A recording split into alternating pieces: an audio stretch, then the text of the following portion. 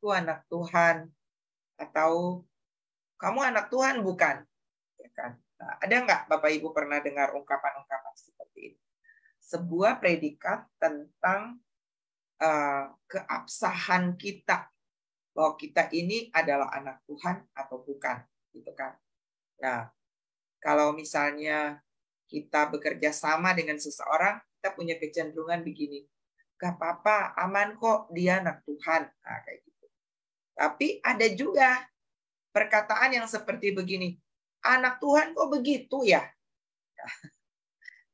Ya, jadi anak Tuhan ini ada hal yang baik yang kita bisa dapat di dalam, tapi ketika kita memang menghidupi hidup sebagai anak Tuhan, atau sebaliknya, kita mempermalukan predikat anak Tuhan ini dengan lifestyle-nya kita. Nah, tema saya pagi hari ini adalah aku anak Tuhan. Bapak Ibu boleh tulis di kolom komentar, aku anak Tuhan. Yang yakin bahwa dia adalah anak Tuhan, boleh tulis di kolom komentar, aku anak Tuhan. Amin. Nah, kalau kita yakin bahwa kita adalah anak Tuhan, kita pastinya bangga banget ya. Bangga banget. Anak presiden aja, atau anak menteri, atau anaklah petinggi-petinggi negara misalnya. Ya, atau bahkan anak seorang pangeran, atau anak seorang raja, ratu di kerajaan Inggris misalnya. Wow, dia pastinya akan bangga banget ya. Karena dia akan mewarisi apa yang dimiliki oleh orang tuanya. Itu pasti hal pertama yang menjadi sebuah privilege bagi kita. Tetapi yang paling utama juga adalah dalam perjalanannya, dia akan mendapat perlindungan atau mendapat hal-hal yang tidak didapati semua orang. Dikawal, diawasin, diberikan hak-hak istimewa, menggunakan fasilitas-fasilitas negara, dan sebagainya, Bapak Ibu. Itu adalah hak istimewa yang bisa diterima oleh seorang anak petinggi. Nah, bagaimana dengan kita sebagai anak Tuhan? Nah, kita berkata bahwa di dalam Mazmur 127 ayatnya yang ketiga, sesungguhnya anak-anak lelaki adalah milik pusaka daripada Tuhan, dan buah kandungan adalah suatu upah. Wow. Jadi kita sebagai anak lelaki, ya, anak lelaki dalam Alkitab itu tidak hanya berbicara tentang gender, tapi kita punya DNA rohani, Bapak Ibu ya. Kepemilikan dari Bapak kita. Itu kita disebut sebagai milik pusaka. Milik pusaka adalah sesuatu yang pasti akan dirawat, akan dijaga dengan sangat luar biasa. Apalagi Bapak Ibu, nah kita berkata bahwa burung di udara dia pelihara, apalagi saudara dan saya, anak-anak Tuhan. Kita istimewa, kita dijaga, kita dilindungi oleh Tuhan kita. Bunga di bakung, dia hiasi. Alkitab bahkan berkata, Salomo, manusia terkaya di bumi, dalam segala kemegahannya, dia tidak berpakaian seindah salah satu dari bunga itu. Dan Tuhan berjanji, bukankah kamu jauh melebihi burung di udara dan bunga di padang? Amin. Kalau burung di udara yang tidak menabur dan tidak menuai, Tuhan kasih makan. Apalagi anak-anaknya. Haleluya Bapak Ibu. Tuhan pasti jaga, Tuhan pasti pelihara. Apapun juga yang menimpa Bapak Ibu Saudara dan saya. Masalah, persoalan yang datang silih berganti dalam hidup kita. Tetaplah percaya sebagai anak-anak Tuhan, kita akan difasilitasi dari surga. Tulis di kolom komentar amin, atau katakan dengan yakin amin. Amin Bapak Ibu. Dan warisan-warisan ilahi ya, itu menjadi bagian kita. Saya ingat Bapak Ibu ketika papa saya tutup usia meninggal dunia. Waktu itu saya belum menyelesaikan skripsi ya. Dan saya cukup stres pada waktu itu. Saya depresi. Saya sedih banget Bapak Ibu. Dan suatu waktu saya duduk saja dan saya nggak ngomong apa-apa, saya cuma panggil papa, papa, papa gitu ya. Saya sebutin nama papa gitu. Dengan harapan papa saya itu mungkin bisa datang atau saya bisa ngerasa bagaimana kehadiran. Tapi di saat itulah, di momen itulah, justru Tuhan mengambil alih kehidupan saya sebagai anaknya.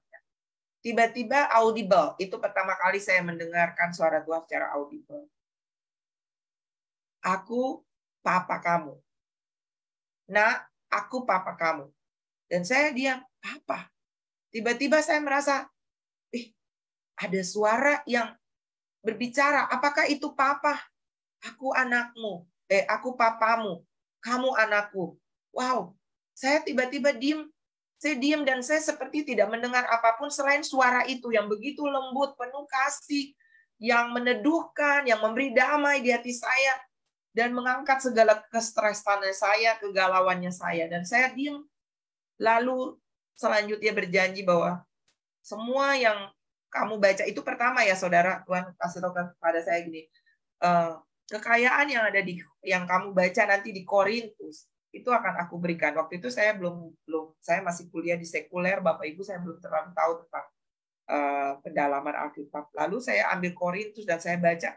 Pertama kali saya lihat itu tentang karunia-karunia, tentang kasih dan segala macam, dan saya bilang, wow, kalau memang ini bagian dari warisan yang Tuhan mau kasih kepada saya terima dalam nama Yesus. Dan hari itu saudara, saya menyembah Tuhan, lalu tiba-tiba saya dikasih lagu, itu yang biasa suka diputar pagi itu ya Bapak Ibu. Ketika badai datang menerpa hidupku, ketika ombak ganas menerjang langkahku, dan aku pun berseru memanggil namamu Yesus, segera kau pun datang menolongku. Oh Yesusku, aku bangga memilikimu selamanya. Aku bahagia hidup bersamamu, dan aku rindu hidup ini selalu menyenangkanmu dan selalu ada di hadiratmu. Nah, saudara, waktu saya dapat lagu itu, lalu hari itu teman saya ngajak saya, ayo kamu tuh perlu dibawa ke hamba Tuhan. Nanti di sana kamu didoakan. Lalu saya dibawa, Bapak Ibu, saya dibawa ke satu persekutuan doa pada waktu itu. Dan ketika hamba Tuhan ini, saya baru mengenal dia juga. Lalu dia bilang bahwa, ada yang mau bersaksi nggak? Dan saya bilang, saya mau bersaksi. Lalu saya bilang, tadi pagi apa yang saya alami, bahwa saya mengalami pernyataan Tuhan seperti ini, dan ini lagu yang Tuhan kasih juga kepada saya. Lalu saya ambil gitar, saya nyanyi lagu itu, Bapak Ibu, yang tadi Tuhan pagi kasih kepada saya, nyanyi. Sementara saya nyanyi, orang-orang di ruangan itu, mereka dilawat Tuhan. Ada yang histeris, ada yang teriak-teriak, ada yang mereka, pokoknya semua mereka tuh dilawat Tuhan. Dan saya juga merasa bahwa ada sesuatu yang mulai keluar dari diri saya, seperti ada saya mau keluar dari perut saya. Lalu saya nggak tahu apa, tapi saya sudah mulai merasa bergetar, Bapak Ibu. Saya mulai merasa tubuh saya tuh bergetar hebat. Dan hamba Tuhan itu tiba-tiba dia berdiri dan dia mulai bilang, saudara, terima lawatan Tuhan. Tuhan mau melawat kita semua siang ini. Lalu dia mulai jalan tumpang tangan, tapi tiba-tiba saya sudah tidak tahan, waktu dia masih jalan dari sana ke sini menuju ke saya sudah merasa, saya sudah tidak tahan, seperti ada sesuatu yang mau keluar dari diri saya, dan saya mulai, oh, saya baru tahu itu yang namanya bahasa roh. Saya belum pernah tahu, Bapak Ibu ya. Itu saya bahkan belum pernah diajarin ya. Saya langsung keluar, Bapak Ibu, itu ternyata seperti bongkahan keluar. Saya merasa seluruh tubuh saya tuh panas, bergetar, dan saya mulai, saya tidak tahan. Saya berbahasa roh. Dan saya tutup mata karena saya takut dengan keadaan itu. Saya bukan takut gimana ya, tapi saya mau ngalamin aja, nggak ngerti tapi mau alamin aja. Dan ketika saya selesai, Bapak Ibu, selesai semua kita dilawat, ada yang histeris, manifest dan segala macam. Saya sudah tidak melihat, saya tutup mata saja karena saya sendiri pengen mengalami apa nih Tuhan. Dan ketika saya buka mata, deretan di depan saya yang tadinya duduk karena saya di sudut, jadi di depan saya ini ada teman-teman yang juga nyender ke dinding. Saya buka mata dan saya menemukan bahwa nggak ada orang lagi di situ, Bapak Ibu. Teman saya termasuk yang di depan saya sudah nggak ada. Lalu saya tanya, apa yang terjadi? Saya masih bergetar, tapi saya berusaha untuk menanyakan apa yang terjadi dan kenapa semua orang yang di depan saya itu nggak ada. Lalu teman saya di depan saya bilang begini, tadi ketika kamu berbahasa roh, itu seperti api atau setrum, dia bilang setrum. Seperti setrum keluar dari mulut kamu dan kita nggak tahan gitu. Kita merasa bahwa ada satu aliran setrum yang wow, sangat kuat gitu ya keluar dari waktu kamu berbahasa roh itu, dan akhirnya mereka nggak tahan, mereka pindah rupanya dari depan saya. Itulah pertama kali saya tahu janji Bapa itu ya dan amin. Ya. Dan kalau saya cerita, saya nggak punya waktu untuk menunjukkan bagaimana apapun yang saya mau, bahkan makanan yang saya inginkan, bahkan laptop, bahkan wow, semua penyediaan yang saya butuhkan, itu seperti ketika saya panggil perkataan ini, ketika saya bilang Dedi, atau saya bilang Papa, wah, itu seperti saya menantang Bapak saya bahwa dia Papa gitu loh. Dia pasti akan datang dan pasti tolong saya.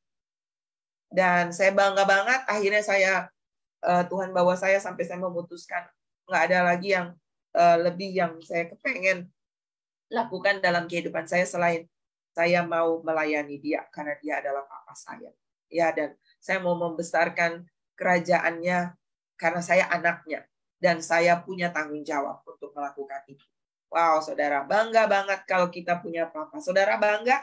Itu kesaksian saya sebagai anak Papa, ya. Dan Bapak Ibu, kita semua punya privilege yang sama kalau kita bilang kita adalah anak Tuhan.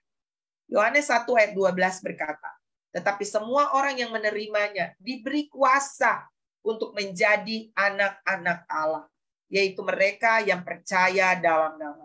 Wow. Jadi saudara dan saya ketika kita menerima Yesus ya sebagai anak, sebagai Bapa, dan kita adalah anaknya, Alkitab menjamin kita dapat apa? Kuasa. Kuasa itu apa? Dunamos. Itu adalah seperti dinamit yang meledak-ledak. Saya baru mengerti, akhirnya saya mulai merenung-renungkan. Oh iya, sebuah keabsahan sebagai anak ditunjukkan dengan kuasa, power. Sehingga hari pertama ketika Tuhan janji, Tuhan seperti mau mendemonstrasikan bahwa you are my daughter, kamu anak saya, dan saya memberi kuasa kepadamu. Sejak saat itu perjalanan saya bukan lagi perjalanan orang Kristen yang biasa-biasa, tapi saya mulai seperti punya sebuah kuasa untuk yang paling utama menaklukkan daging saya. Karena hidup saya sebelum itu adalah hidup yang kompromi. Saya bilang saya Kristen, tapi kadang hidup saya juga tidak sesuai dengan firman, saya suka melawan mama saya melakukan hal-hal yang tidak sesuai dengan firman Tuhan. Itu masih terjadi, padahal saya bilang saya anak Tuhan. Tapi ketika saya menerima power dan otoritas itu, maka sejak saat itu, Bapak Ibu, hidup saya nggak pernah sama lagi. Saya mulai lebih bergairah untuk menyenangkan hati Bapak saya. Saya lebih apapun yang saya mau lakukan, papaku nih happy atau enggak. Itu perjalanan saya Bapak Ibu. Dan pagi ini Bapak Ibu, ini yang saya mau share kepada kita. Bahwa sebagai anak, kita memang mendapat fasilitas. Bahwa penyediaan Bapak itu yes dan amin. Sempurna bagi kita. Apapun yang saya butuhkan Bapak Ibu ya. Sering saya sudah terlalu banyak bersaksi di sini. Ketika saya kepengen apapun. Laptop misalnya, saya cuma ngomong. Nggak minta, bahkan saya bilang, laptop tuh mahal ya Dedi ya. Aku kepengen punya gitu ya. Dan siang itu ada yang membawa. Tanpa saya minta Bapak Ibu. Dia bilang Tuhan suruh dia kasih. Kalimat ini loh. Kalimat Tuhan suruh. Kemarin di ibadah minggu ada seseorang yang membawa saya hadiah, sebuah hadiah. Dan dia bilang begini, Tuhan suruh kasih, bahkan dikasih warna untuk ibu. Saya paling sering banget dikasih box, dikasih macam-macam Bapak Ibu. Lalu saya bilang, iya, anak Tuhan itu keren banget. Bapak fasilitasi langsung apapun yang kita butuhkan. Tetapi Bapak Ibu, jadi ternyata penyediaan suplai Bapak itu luar biasa. Bapak Ibu jangan ragu, apapun yang Anda butuhkan, coba panggil. Makanya ketika ada orang yang ribut soal nama Tuhan, harus YHWH lah, harus nama Yesus, atau Yesus itu bukan Tuhan, dan sebagainya, saya nggak peduli gitu loh. Karena saya dengan Tuhan itu lebih sering, bahkan saya nggak panggil saya sering memang panggil Yesus tuh sering karena dia nama di atas segala nama. Tapi yang paling lebih sering saya lakukan atau saya panggil tuh Papa. Saya suka panggil Papa, Dedi, dan saya merasa wow, dia betul-betul nyata, dia betul-betul real dalam kehidupan saya. Mulai hari ini Bapak Ibu nggak perlu ragu, nggak perlu bingung harus panggil nama Tuhan yang bagaimana. Bapak Ibu panggil Papa. Kita anaknya. Lihat Yohanes 1 ayat 12. Diberi kuasa loh untuk menjadi anak-anak Allah. Yaitu mereka yang percaya dalam nama. Jadi ketika saudara percaya nama Yesus, bahwa dia adalah Tuhan yang baik, saudara percaya bahwa dia adalah Yeshua HaMashiach, dia adalah pencipta dalam kehidupan kita, nah, saudara nggak usah tergantung harus dengan nama ini, nama itu, nggak perlu. Seperti misalnya anak-anak saya, nama papanya Luther Dias. Tapi kan mereka nggak harus panggil Luther, enggak. Apa setiap hari yang dipanggil? Papa, ya kan? Jadi itu nama yang powerful, panggilan yang wow, karena kita mengenal dia. Pastinya intinya kita mengenal dia, dia mengenal kita, maka kita punya privilege sebagai anak. Amin, Bapak Ibu. Dan ini berbeda dengan orang-orang lain ya. Kita lihat itu contohnya di dalam Matius 15 ayat 26 sampai 28. Ketika seorang perempuan yang datang untuk minta kesembuhan daripada Tuhan. Lalu ayat 26 berkata begini Bapak Ibu. Tetapi Yesus menjawab, tidak patut mengambil roti yang disediakan bagi anak-anak dan melemparkannya kepada anjing. Memang perikop ini berbicara tentang iman. Ya, iman dari seorang perempuan yang percaya dan akhirnya Tuhan memuji dia ya. Di dalam ayat berikutnya, maka jawab Yesus, hai ibu, besar imanmu, maka jadilah kepadamu seperti yang kau kehendaki. Dan seketika itu juga anaknya sembuh. Nah, apa yang kita dapat? Kita sering mendengar khotbah ini tentang bagaimana iman seorang perempuan. Perempuan Samaria ini ya Bapak Ibu. Tetapi yang saya mau tunjukkan di sini bahwa, lihat, tidak patut mengambil roti yang disediakan bagi anak dan melemparkannya kepada anjing. Artinya bagaimana? Artinya bahwa sebagai anak kita mendapat privilege Bapak Ibu. Kita mendapat sebuah hak istimewa ya. Untuk menerima roti. Roti itu kan berbicara tentang berkat. Roti itu kan berbicara tentang penyediaan Tuhan. Roti itu juga adalah roti hidup itu adalah Tuhan sendiri kan Bapak Ibu. Nah, kita mendapat ini loh, hak istimewa ini. Dan ibu ini berkata, tapi anjing dia merendahkan diri dan dia berkata anjing juga makan dari remah-remah. Artinya walaupun kita dari latar belakang mungkin bukan Yahudi, atau kita mungkin latar belakang orang yang tadinya non-Kristen, orang yang tadinya nggak kenal Yesus sebagai roti hidup, tetapi ketika kita percaya, seperti Yohanes 1 ayat 12, kita juga menerima hak anak itu. Amin, Bapak Ibu. Amin. Kita juga punya kuasa menjadi anak-anak Tuhan. Wow. Tulis di kolom komentar atau Bapak Ibu katakan dengan pasti, aku anak Tuhan. Haleluya. Saya anak Tuhan. Ya, saya mendapat privilege sebagai anak Tuhan. Saya akan menerima roti kehidupan, yaitu Tuhan sendiri. Saya akan menerima berkat-berkat daripada Tuhan. Sebuah deklarasi bahwa kita anak Tuhan. Dan ternyata Bapak Ibu, Tuhan berjanji bahwa dia akan mensuplai kehidupan kita. Hari-hari ke depan akan ada begitu banyak masalah, akan ada begitu banyak tantangan. Tidak cukup saudara yakin saudara orang Kristen.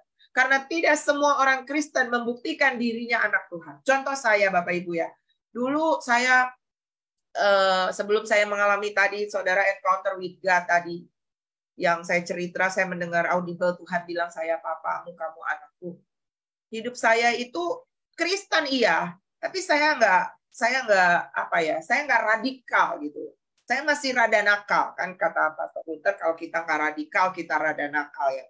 Jadi hidupnya tuh masih kompromi, masih suka bohong kecil katanya ya, masih suka tipu sana tipu sini gitu ya, masih suka melawan mama papa. Nah seperti itu Bapak Ibu ya.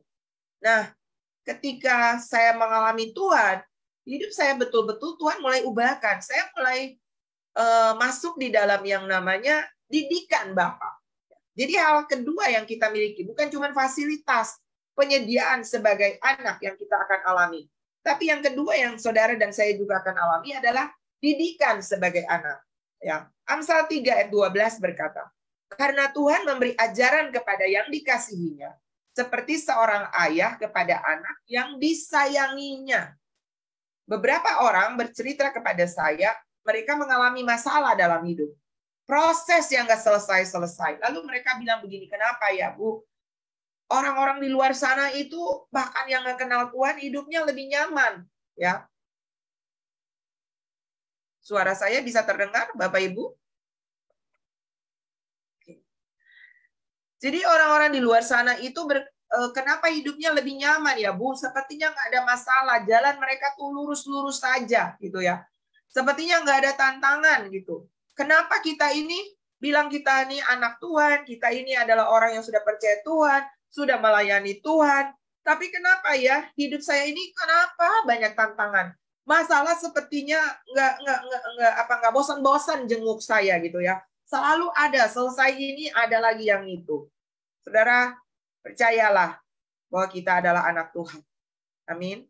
Justru ketika kita orang yang nggak ada masalah, perlu dipertanyakan. Daud pernah cemburu, ya, ketika dia melihat hidup orang fasik yang nyaman, yang tentram, yang diberkati.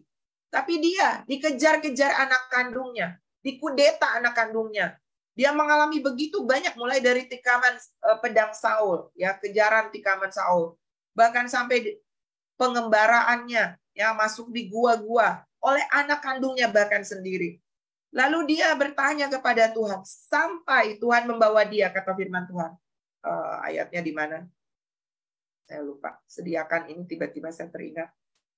Sampai Tuhan membawa dia di suatu tempat dan Tuhan menunjukkan kepadanya. Alkitab bilang begini, sesungguhnya di tempat-tempat licin Tuhan taruh orang-orang fasik itu. Ya. Daud baru mengerti bahwa ketika kita anak Tuhan, Alkitab bilang begini, 7 kali orang benar jatuh, tidak sampai tergeletak. Amin. 7 itu angka sempurna. Artinya kita mengalami proses bertubi-tubi. Ya, saudara. Ya, ini pertanyaan Daud, lalu Tuhan jawab. Sesungguhnya di tempat-tempat licin kau taruh mereka. Kau jatuhkan mereka sehingga hancur. Betapa binasa mereka dalam sekejap mata. Lenyap habis oleh karena kedahsyatan. Ini siapa? Ini orang fasik, ya, yang seperti mimpi waktu terbangun pada waktu terjaga. Rupa mereka kau pandang hina. Jadi ternyata orang-orang yang tidak dipandang hina, anaknya yang butuh didikan, justru itu Tuhan muliakan. Jadi proses anak Tuhan itu adalah proses menuju kemuliaan. Amin. Proses mendandani kita untuk menjadi indah. Ibrani 12 untuk ayatnya yang ke-16 dan 17 berkata, karena Tuhan menghajar orang yang dikasihinya, dan ia menyesah orang yang diakuinya sebagai anak. Wow. Jadi sebagai anak Tuhan, kita akan berjalan melalui proses-proses yang membuat kita untuk menjadi orang yang nanti dewasa, Bapak Ibu. Karena di sini dikatakan, orang yang diakuinya sebagai anak itu dihajar. Wow. Kita berpikir anak Tuhan tuh hidupnya nyaman. Enggak. Dikatakan di sini Tuhan mengajar orang yang dikasihinya. Jadi kalau saudara dan saya dikasihi, maka pastinya kita akan dihajar. Ya. Dan orang yang diakuinya sebagai anak disesah. Itu nggak enak, saudara. Disesah itu dipukulin, diganjar. Ya. Kamu harus menanggung, jika kamu harus menanggung ganjaran, ya diganjar itu, dihajar itu, Allah memperlakukan kamu seperti anak. Di manakah terdapat anak yang tidak dihajar oleh ayahnya? Tetapi jikalau kamu bebas dari ganjaran yang harus diderita setiap orang, maka kamu bukanlah anak, tetapi anak-anak gampang. Anak-anak gampang ini anak-anak luar, anak-anak yang bukan anak-anak sah, Bapak Ibu ya. Anak-anak murahan ya, seperti begitu kira-kira ya. Selanjutnya dari ayat kita yang sebenarnya, kita beroleh ganjaran dan mereka kita hormati. Kalau demikian, bukankah kita harus lebih taat kepada Bapa segala roh, supaya kita boleh hidup. Kalau manusia dunia, ayat berikutnya bilang, mendidik kita dalam waktu yang pendek sesuai dengan apa yang mereka anggap baik. Papa kita di dunia mendidik kita, menghajar kita. Anak-anak kami sampai SMP, Bapak Ibu, kita mendidik mereka pakai tongkat, ya, pakai rotan. Di rumah kami itu ada 3. Ada master spoon, itu sodokan biliar yang warnanya, itu entong nasi, master spoon itu entong nasi. Lalu sodokan biliar yang warnanya kuning, itu warnanya kuning jadi disebut master yellow. Kemudian ikat pinggang, Bapak Ibu. Jadi anak-anak saya itu rotan itu sesuai dengan apa yang mereka lakukan. Kalau cuman misalnya hal-hal kecil lalu cepat sadar lalu kemudian minta ampun, itu biasanya cuman diganjar pakai master spoon. Tapi kalau misalnya sesuatu yang misalnya nggak jujur, sesuatu yang lebih harus diseriusin supaya jangan sampai itu jadi kebiasaan, biasanya pakai master yellow. Nah, biasanya dipukul di mana? Pantat. Pantat itu bagian yang bokong ya Bapak Ibu. Itu bagian yang memang sudah didesain untuk didapat didikan di sini. Biasanya nanti setelah dipukul baru dikasih pakai obat merah Bapak Ibu. Tapi biasa dipakai cuman kita pakai rotan ini sampai mereka SMP, SD masuk SMP. Setelah itu kita lebih banyak bicara karena udah mulai mengerti. Tapi mulai dari kecil biasanya kita pakai rotan. Lalu setelah dididik, dihajar, baru dikasih tanya, kenapa Papa pukul? Baru dikasih tahu, mereka yang kasih tahu. Awalnya kita kasih tahu sampai mereka mengerti karena Papa sayang. Jadi kita mengajar mereka bahwa didikan, hajaran itu tanda cinta. Sama dengan kita sebagai anak Tuhan Bapak Ibu. Kalau Bapak di dunia saja memberikan ganjaran tanda cinta, maka di sini dikatakan bahwa Bapak kita apalagi dikatakan di sini, Dia menghajar kita untuk kebaikan kita. Ya, ayat itu berkata, supaya kita beroleh bagian dalam kekudusannya. Ini Bapak Ibu yang perlu digarisbawahi. Supaya jadi Bapak di dunia itu sebab mereka mendidik kita dalam waktu yang pendek sesuai dengan apa yang mereka anggap baik, ya, apa yang kita lakukan karena kita anggap itu baik bagi anak-anak kita. Tetapi dikatakan tetapi Dia menghajar kita. Coba balik di dalam tadi Ibrani 12 tadi aja. Ya. Tetapi Dia menghajar kita apa? Untuk kebaikan kita. Ya. Roma 8 ayat 28, Allah turut bekerja dalam segala hal untuk mendatangkan kebaikan bagi mereka yang mengasihi Dia. Dalam segala hal itu di dalamnya ada hal baik, berkat, tapi juga berkat didikan, ya, hajaran, teguran, nasihat, masalah yang sering Tuhan izinkan datang untuk membuat kita jadi lebih indah, lebih cantik, ya. Dia dikatakan di sini untuk kebaikan kita, supaya apa?